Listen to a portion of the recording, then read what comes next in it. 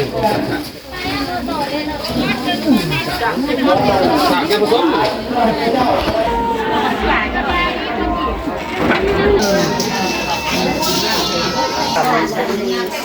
ดสังสีเฮ็ดไม่กระบุกไปจักมันแกมันตั้งเผยอันเจ้าถ่ายไม่เอารถ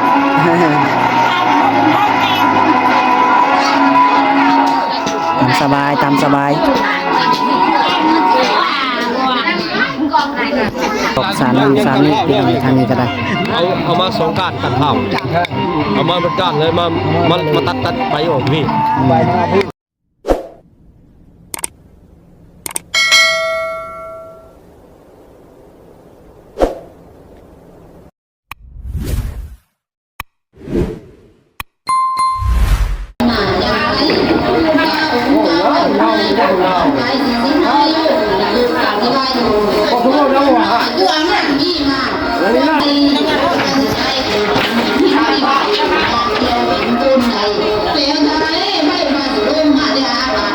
กำลังจัดแป้นพี่น้องเอ้ยโทอย่างไรก็ได้ครับสบายดีพี่แม่ที่คือเก่าเนาะบอกท่านน้องหลายเด้อ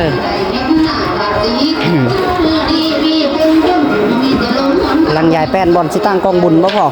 ว่าเฮ็ดยังไงเช็ดมาตั้งครับเตรียมเสื้อบ่นะตั้งฮะครับเตรียมไว้อ๋อเตรียมไว้เช็ดบอลว่างกองบุญบ่ว่างกองบุญบ่ดีกันเนาะมองไปตั้งเลย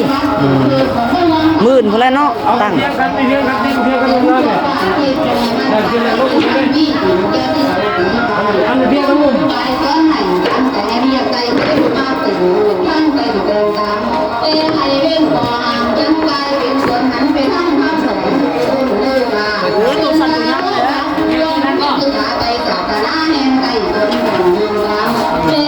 ตอนนี้ก็เป็นเวลา 11 โมงเลยเพิ่นเฮ็ดอยู่เฮ็ดกินเฮ็ดแล้วล่ะบ่กำลังอยู่มันสิได้อันอยากครูเพิ่นสั่นเพลงนะเที่ยงแล้ว11 โมง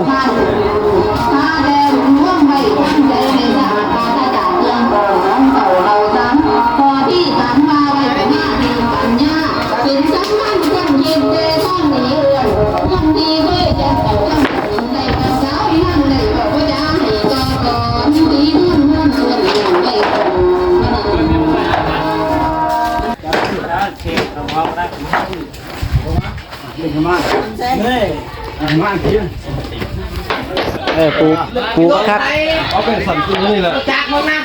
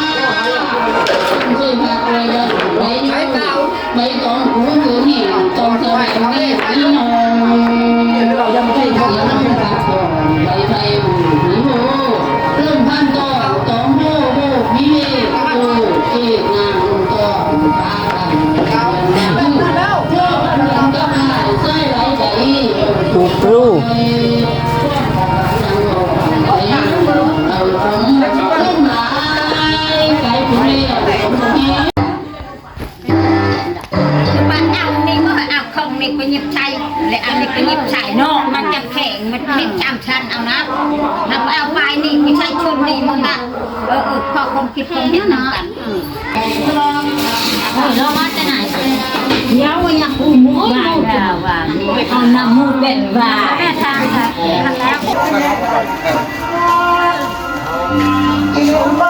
ว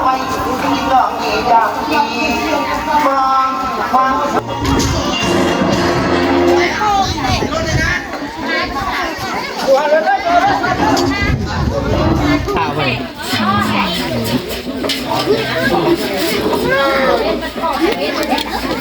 กระต้มพี่น้อง ต้มข้าวต้มข้าวต้ม ไม่ต้องนี่ ตอนนี้กำลังห่อข้าวต้มข้าวปริ้นของเพิ่นแม่นจอยโอ้ยจอย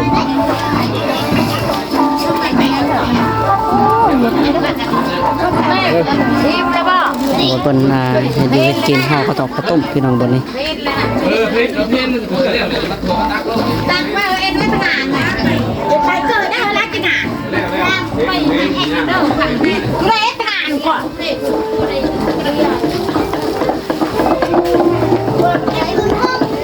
อันนี้ทางตะรองพี่น้องเลยกำลังเฮ็ดกินอยู่ทางนี้เฮ็ดอันลาบปลาบ่ ลาบปลาลาบปลาครับ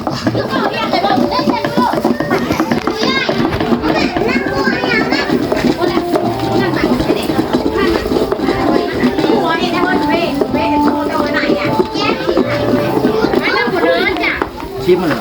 แม่นะ กันขวบนี่อย่าง ชิมมันอย่าง ตีนก้อนอย่าง หายไปหลังใส่ ใส่แล้วมันกลายเป็นเทใส่เลย ใช่ ขวบมาทั่วแล้วล่ะจ้ะโอ้ยใครมาเบาดังเอาอะไรที่นึกว่าใส่คลิปเบาดังอะไร บ่เป็นหยังดอกเนาะเอาตามปกติรถ เบาดังยังได้ให้ค่ะ ฮะ ในชาวไอ้เขาไอ้เสียงเลย เออ เสียงดังพังสัตว์ มันน่าจังเสียงดังบากสัตว์ ก็ฟอกไก่ได้มาถามอีกหรอกนะ เพ่นเลยเพ่นเลยเขาบอกเพ่นเขาบอก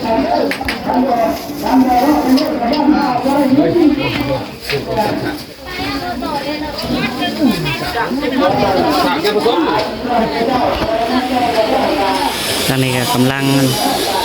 จักแม่นหนึ่งข้าวจักแม่นหนึ่งข้าวต้มพี่น้องเลยเฮ็ดอยู่ให้กินปิ้งปลา ทำไมไงเนี่ย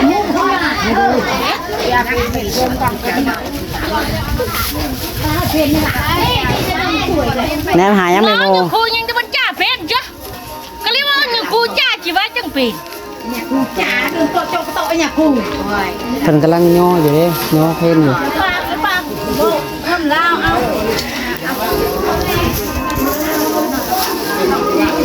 ต้องเชียร์ให้เปิดชื่อหน่อย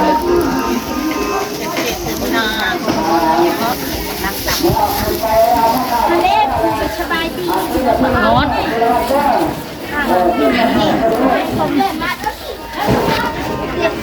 อากาศลูกกินแม่มันที่แฉะมันมาแตกวันเงี้ยแล้วก่อน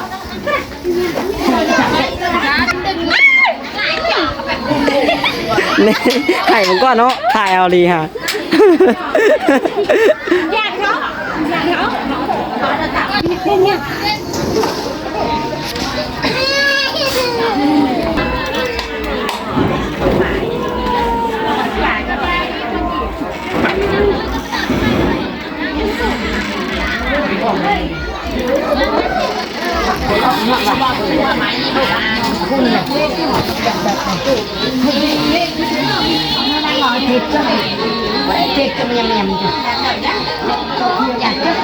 อยากไหม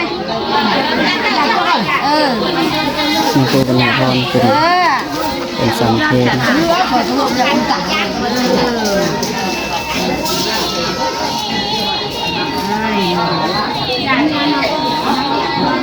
เด็กไทย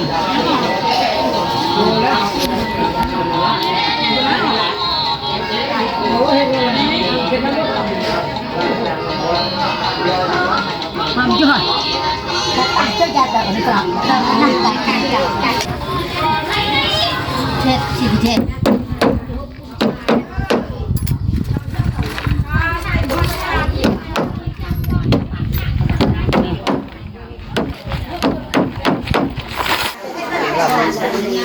เอาเฮ็ดสังสีเฮ็ด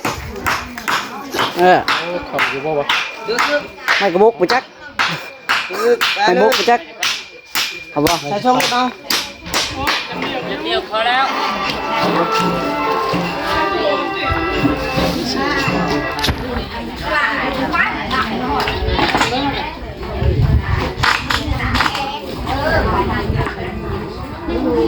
เ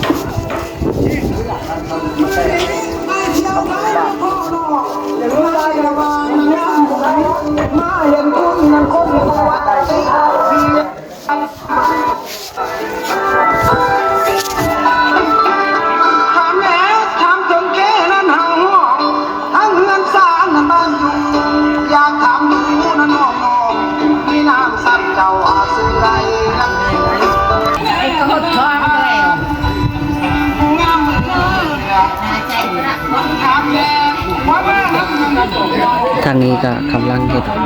คันหมักเบงคันเบงใหญ่คันเบงใหญ่ยังทันได้แล้วกำลังเฮ็ดอยู่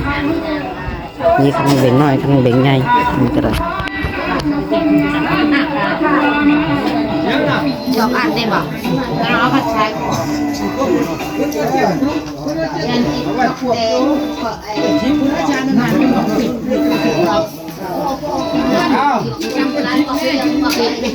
เดี๋ยวปาดเลยแล้วล่ะว่าเชียว่าแน่ว่านึกสอบติกระเบื้องย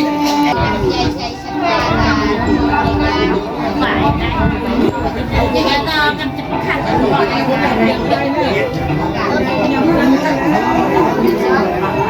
แล้วโหโกคาถาขันนะตา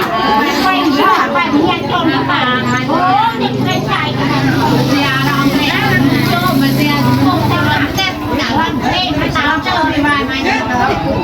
โหแรงเสร็จแล้วแต่ยังคนชอบคนเปิดมาเริ่มต้นเดียวน้ำเจออะไรอย่างเงี้ยมองจะทายมองรถแข่งน้ำชมเลยก่อนเราอยากทานแบบนั้นชีสบ้านจะแรกแล้วทานเทียมเตาทานขนม เดี๋ยวถ้าลงตอนแล้วเป็นคันเบงใหญ่จะเป็นเช็ดแบบใดเนาะ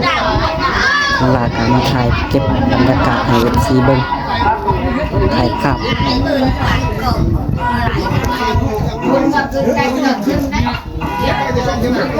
แกมันตั้งเผย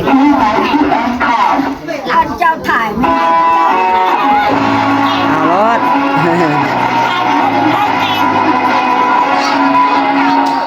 ตามสบายตามสบาย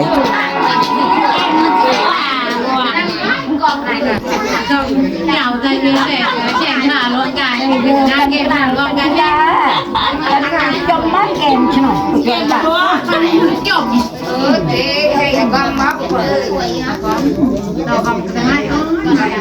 ่ครับเขาแก่เพิ่นพี่น้องทางนี้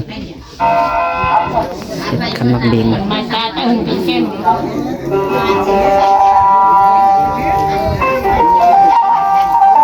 ยับนะถ้าไปผู้เดียวบ่ไปหลายคนนะ ว่ามันจักกินยังเป็นที่ขามันไม่มีวิญญาณอยู่ มาทางนี้หักเสาห่มทางนี้ คือจับอะไรมันก็ไม่จับ เรียกคือกัน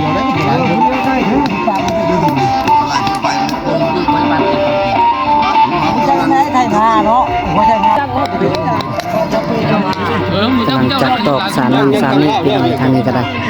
เอามาสงการกันข้าวเอามาเป็นก้านเลยมาตัดไปออกพี่ไปจักเจ้าเรียนไปเรื่องการข้าว แล้วโหได้เนาะ เรื่องเป็นข้าวไก่ ปูน่ะตะกุชิลากเอาสลากทำเอาลากตามทางนู้นแล้วกัน ลุงลากหายยกเป็นสูงมามันก็มีคนละ เราไปน้อยแล้วเนาะ บอกชีเด้อบอกชีขึ้นเอาสองก้านมามันสองมากกลุ่มไอ้ลูกพ่อลูกมันแล้วคนเรื่องเบิ่งเลยพวกเรามีป้าพวกตัวเรือนเราน่ะแต่ฉันก็คือว่าต่างๆเนี่ยเชื่อยังสับไปบิ๊กสับไปไม่บิ๊กเลย มะพร้าวไผ่ เคยได้นะบอกอยู่ตรงเรือนเราเนี่ยก็เลยเขาลาเขาปล่อยกันมันปล่อยเขาไปได้แล้ว นี่แหละพี่น้องครับบรรยากาศกาสิประมาณนี้เนาะนี่ก็เป็นกำลังเริ่มพี่น้องมื้อน่าจะคึกคืนกว่านี้แน่นอนมื้อนี่จะเป็นมื้อตั้งกองบุญเนาะมื้อนี้ก็เริ่มห่อข้าวตอกข้าวต้มพี่น้องเอ้ยเอาจังไดกันเนาะเดี๋ยวสิขอตัวไปก่อนนะพี่น้องเด้อวันนี้บ๊ายบาย